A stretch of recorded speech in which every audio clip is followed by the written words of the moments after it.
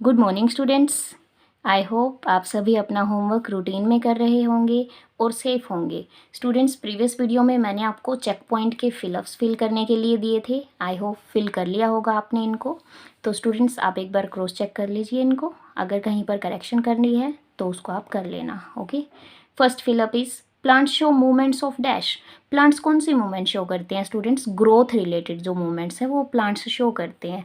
जैसे प्लांट बड़ा हो जाता है, छोटा पौधा होता है वो बड़ा हो जाता है, थोड़े टाइम के बाद फ्लावर आ जाते हैं, उस पर लीव्स आ जाते हैं, फ्रूट्स वगैरह आ जाते हैं। Okay, so answer will be growth. Next is the structure made up of all bones in the body of a person is known as the dash. जो बोन्स से बना हुआ स्ट्रक्चर होता है बॉडी के अंदर उसको हम क्या बोलते हैं स्टूडेंट्स? स्केलेटन बोलते हैं। सो आंसर विल बी स्केलेटन। ये चैप्टर में कर चुके हैं हम। Next is dash is the strong elastic substance found where two bones connect in the human body. एक स्ट्रॉन्ग इलास्टिक सब्सटेंस जो बेंड हो सकता है, जो जहाँ पर दो बोन्स एक दूसरे से जुड़ी हुई होती हैं जिसके थ्रू, उसको हम क्या बोलते हैं? कार्टिलेज बोलते हैं स्टूडेंट्स। और कार्टिलेज हमारी ईयर और नोज़ में भी मिलता है हमें। Okay, so answer will be cartilage, एक strong elastic substance. Our skull is made up of dash cranial and facial bones. हमारी स्कल जो है स्टूडेंट्स 22 क्रैनियल और फेशियल बोन्स से मिलकर बनी रहती हैं। क्रैनियल मीन्स जो ब्रेन बॉक्स वाली बोन्स होती हैं, और फेशियल बोन्स मीन्स जो हमारे फेस में होती हैं। क्रैनियल बोन्स हमारी 8 होती हैं टोटल, फेस में हमारी 14 बोन्स होती हैं students. Next is the lower jaw is also known as the dash.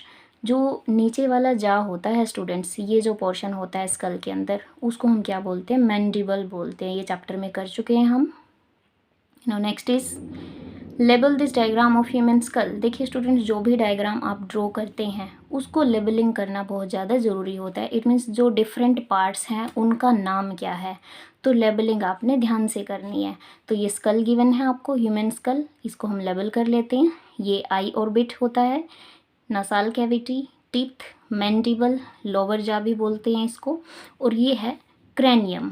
Okay students, brain box जिसको आप बोल सकते हैं। Okay students, now previous video में तो स्टूडेंट्स हमने कुछ टॉपिक्स डिस्कस किए थे, जैसे कि backbone, rib cage, girdles, limb bones और कुछ जॉइंट्स के बारे में भी हमने पढ़ा था स्टूडेंट्स। आज हम उन्हीं जॉइंट्स के बारे में थोड़ा सा डीपली डिस्कस करेंगे। मैंने बताया था आपको कि जॉइंट क्या होता है? ऐसा प्लेस बॉडी के अंदर जहाँ पर दो बोन्स एक दूसरे से जुड़ी हुई होती हैं। तो अलग अलग तरीके के जॉइंट्स होते हैं, उनके बारे में डिस्कस कर लेते हैं हम। First one is ball and socket joints. The ball and socket joints are present in the shoulder and hip. ये जो जॉइंट्स होते हैं स्टूडेंट्स, ये शोल्डर और हिप में पाए जाते हैं। They move in all direction, सभी डायरेक्शंस में मूव कर सकते हैं। इस तरीके का होता है स्टूडेंट्स। ये भी दिखाया गया है आपको, ये शोल्डर में दिखाया गया है, ये आपको हिप में दिखाया गया है। ओके, अब देखिए, take any bottle with a curved bottom and cut the bottle at the base to get a cup like shape. एक बॉटल लेते हैं हम जिसका जो बॉटम है वो सर्कल की शेप का हो। अगर हम उसको कट कर दें स्टूडेंट्स तो एक कप जैसी शेप बच जाएगी हमारे पास। अब क्या करना है? Fill the cup with clay. उस कप में क्ले डालनी है थोड़ी। टेक अ रोड और stick and push it in the clay and rotate it. एक रोड या स्टिक लेकर उस बॉटल के जो सर्कुलर बॉटम आपने कट किया है कप जैसा, उसमें आपने उसको डालना है और रोटेट करना है। क्ले भी डली हुई है वहाँ पर, स्टिक को भी आपने वहाँ पर रोटेट करना है। Leave it for some time, कुछ देर के लिए उसको छोड़ देना है। You will see that the stick can rotate through an angle of 360 degree. That is a full circle in different directions. आप क्या नोटिस करेंगे स्टूडेंट्स, ये जो स्टिक आपने डाली है या जो रोड डाली है वो रोटेट कर पाएगी 360 डिग्री के एंगल पर। Okay students, it means full circle में वो मूव कर पाएगी सभी डायरेक्शंस में। तो वहाँ पर कुछ हमारे पास ऐसी सिचुएशन बन जाएगी कि वहाँ पर बॉल एंड सॉकेट जैसा हमें नज़र आएगा। इस तरीके से आप समझ सकते हैं, ये सॉकेट है और ये इसमें रोड वगैरह डाली गई है, ये यहाँ पर रोटेट कर सकती है इस तरीके से। ओके स्टूडेंट्स, सो ये बॉल एंड सॉकेट जॉइंट के बारे में था। अब देखिए, similar kind of movements are seen at the point where arm joints the shoulders and where the leg joints the hip.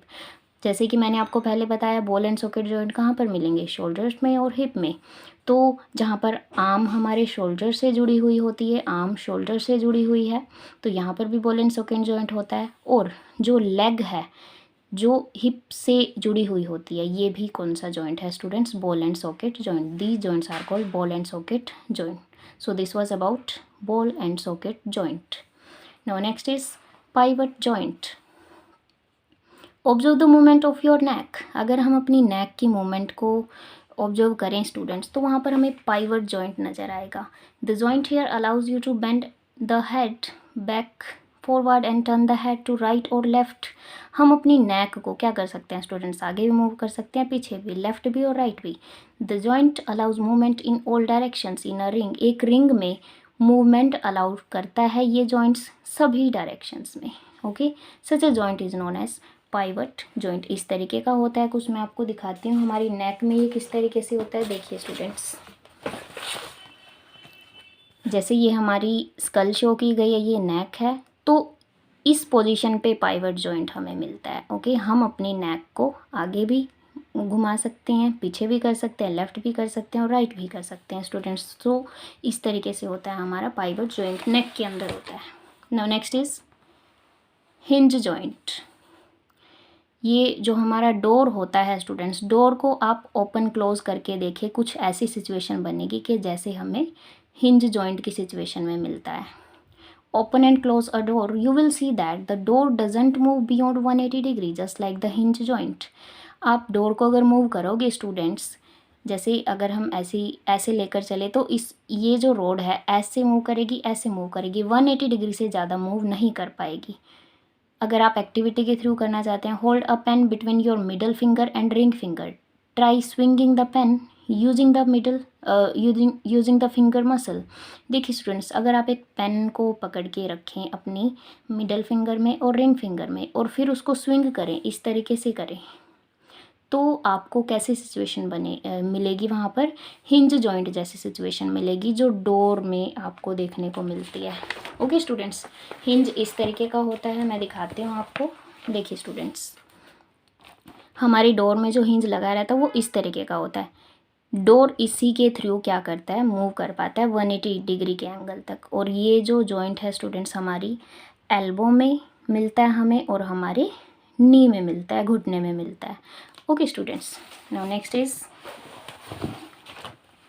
observe the movement of your knee and elbow. Is there any similarity between the pen movement and that of knee and elbow? बिल्कुल similarity है students. जैसे हमारा pain move हुआ था इस तरीके से, उसी तरीके से हमारी नी और एल्बो भी मूव होती हैं. The pen moves through an angle of 0 to 180 degree and so do the joints in the knee and elbow. Such a joint is called hinge joint. ये हमारी फिंगर्स और टोज़ में भी मिलता है स्टूडेंट्स. फिंगर्स और टोज़ में जो पैर के पंजे होते हैं वहाँ पर भी मिलता है हमें ये. ओके, तो आप एग्जाम्पल्स याद रखना सभी के अच्छे से कि ये जॉइंट्स कहाँ पर मिलते हैं. ये बहुत इंपॉर्टेंट क्वेश्चंस हैं, इंटरनल क्वेश्चंस, 1 मार्क के लिए. Now next is fixed joints. Feel your head. The skull is not made up of 1 bone but several bones which are joint together. देखिए स्टूडेंट्स, अगर हम अपने हेड को फील करके देखें तो हमें महसूस होगा कि जो हमारी स्कल है वो सिर्फ एक बोन से नहीं बनी हुई, बहुत सारी बोन से मिलकर बनी हुई है. However the joints can not move. और बोन्स हैं तो वहाँ पर जॉइंट्स भी होंगे स्टूडेंट्स. ये जो जॉइंट्स हैं स्टूडेंट्स वो मूव नहीं कर पाते. मैंने आपको प्रीवियस वीडियोस में भी बताया कि स्कल के अंदर सिर्फ एक ही पार्ट है जो लोअर जॉ होता है, सिर्फ वही मूव कर पाता है. ये पोर्शन तो मूव ही नहीं कर पाता है. ओके, सो ऐसे इमूवेबल जॉइंट्स को हम क्या बोलते हैं, फिक्स्ड जॉइंट्स बोलते हैं students. Bones of human school है, यहाँ पर ह्यूमन स्कल की बोन्स दिखाई गई हैं आपको. ये ह्यूमन स्कल में जो फिक्स्ड जॉइंट्स हैं इस तरीके से. और ये लोअर जॉ जो होता है जिसको हम मैंडिबल बोलते हैं, यही सिर्फ मूवेबल पार्ट होता है और कोई पार्ट यहाँ पर इस पोर्शन में मूव नहीं कर सकता. यहाँ पर फिक्स्ड जॉइंट्स होते हैं हमारे पास. ओके स्टूडेंट्स, सो आप इसको अच्छे से लर्न कर लेना with examples. Now check point आप खुद फिल करेंगे. Okay students, now next is एक डू यू नो में बताया गया आपको कुछ. The bone that is broken most often is the collar bone, देखिए स्टूडेंट, जो कॉलर बोन होती है हमारी, जो शोल्डर में प्रेजेंट होती है, वो कई बार पता लगता है कि वो टूट गई है, तो इसका जो साइंटिफिक नेम होता है कॉलर बोन का, वो आपने याद रखना है 1 मार्क के लिए, दैट इज़ क्लेविसल, CLAVICLE, ये 1 मार्क के लिए याद रखना है।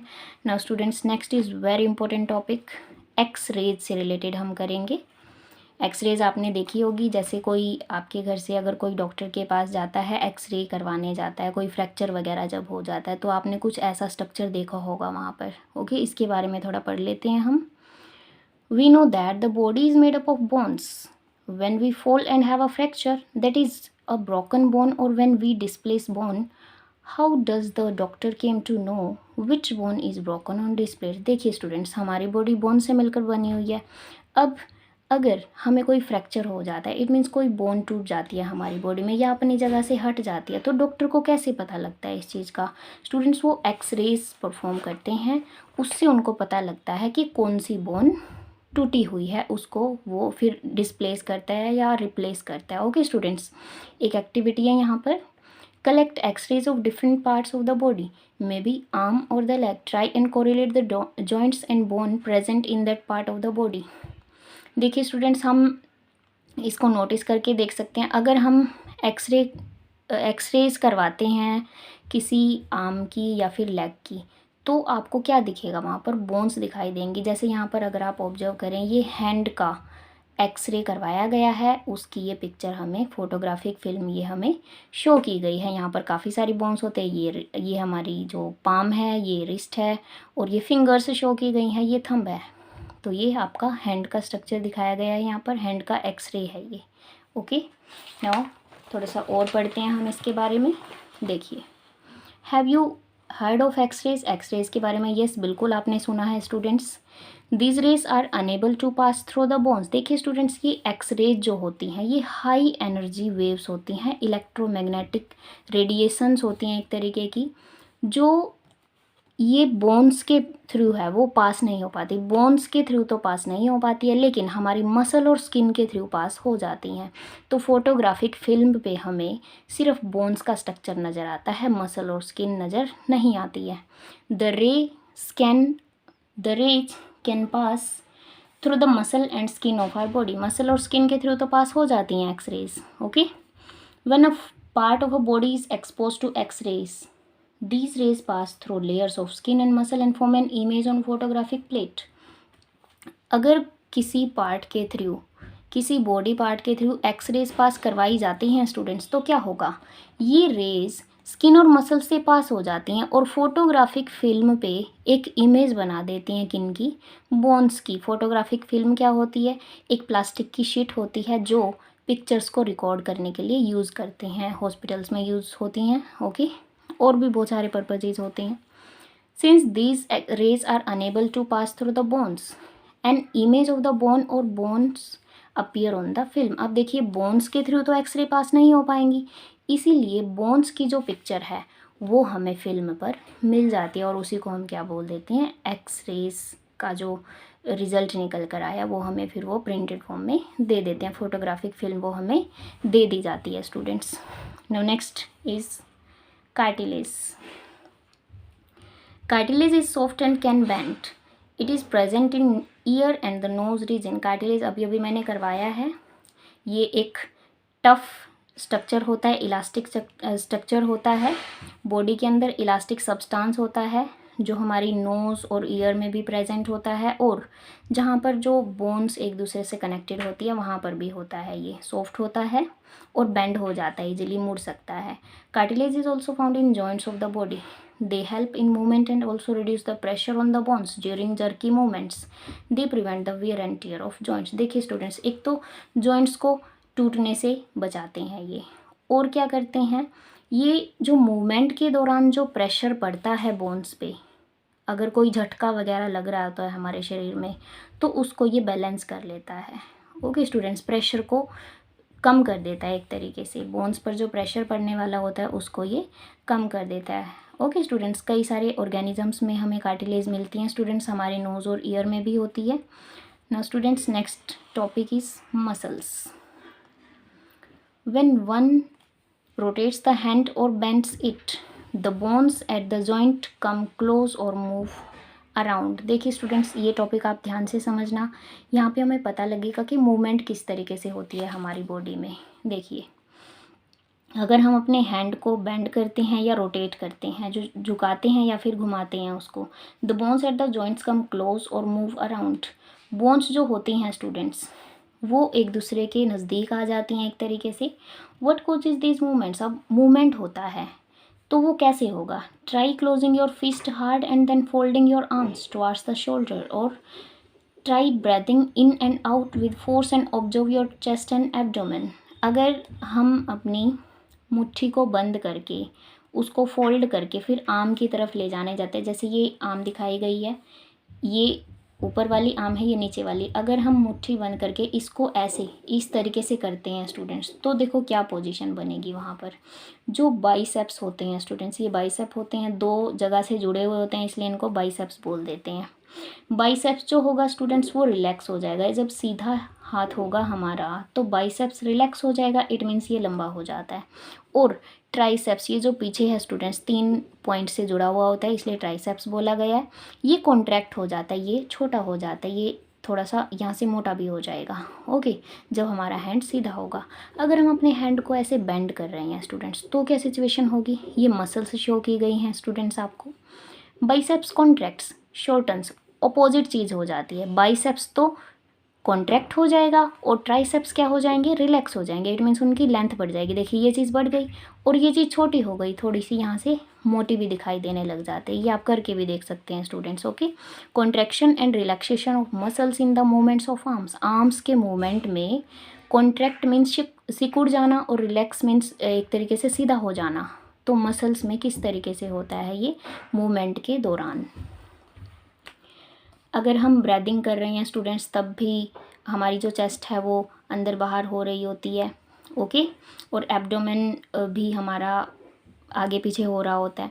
The swollen regions in your arms and abdomens are muscles. ये जो मोटा हुआ जो रीजन हमें दिखाई देता है स्टूडेंट्स ब्रीदिंग के दौरान, तो ये क्या होता है? ये मसल्स ही होती हैं। These are tissues that help in contractions. ये टिश्यू होते हैं एक तरीके के जो कॉन्ट्रैक्शन में मदद करती हैं, सिकुड़ने में मदद करती हैं। स्वेलन भी आ जाती है कई बार। When you bring the arm back in the straight position, जब आप आर्म को सीधी पोजीशन में लेकर आते हैं, दे रिलैक्स हो जाती हैं। Thus the movement of bones are brought about by the contraction and relaxation of muscles. ये मेन लाइन है स्टूडेंट्स के, बोन्स का मूवमेंट कैसे होता है? Contraction and relaxation of muscles के कारण। ओके, ये याद रखना आप। If you observe the movements of your arms, you will notice that when you fold your arm at the elbow, you feel a stretch on one side and a bulge in the other side. एक side में खिंचाव आ जाता है, दूसरी side में bulge बन जाता है, इट मीन्स बाहर की तरफ निकल आता है। Thus one muscle contracts to pull the bone forming the bulge, while the other muscle stretches on the other hand. एक मसल कॉन्ट्रैक्ट हो जाती है, दूसरी लंबी हो जाती है। Thus muscles work in pairs to bring about movements. Muscles pairs में काम करती हैं मूवमेंट्स करने के लिए स्टूडेंट्स। ओके, तो ये चीज़ें आपने ध्यान रखनी है।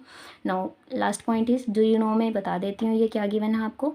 The human head has 27 bones and the human face has 14 bones.